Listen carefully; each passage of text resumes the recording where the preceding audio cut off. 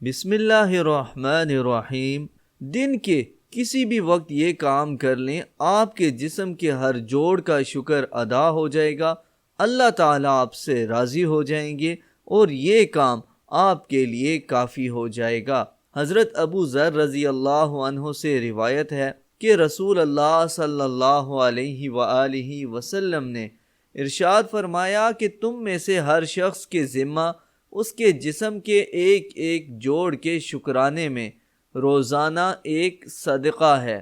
ہر بار سبحان اللہ کہنا ایک صدقہ ہے، ہر بار الحمدللہ کہنا ایک صدقہ ہے، ہر بار لا الہ الا اللہ کہنا صدقہ ہے، ہر بار اللہ اکبر کہنا صدقہ ہے، بھلائی کا حکم کرنا صدقہ ہے اور برائی سے روکنا ایک صدقہ ہے، اور ہر جوڑ کے شکر کی ادائیگی کے لیے چاشت کے وقت 2 رکعت پڑھنا کافی ہو جاتا ہے۔ یعنی اگر آپ چاشت کی نماز کی 2 رکعت پڑھیں گے تو آپ کا اپنے جوڑ کی طرف سے شکر ادا ہو جائے گا، ہر جوڑ کی طرف سے۔ تو روزانہ چاشت کی نماز پڑھنے کا اہتمام کیجیے۔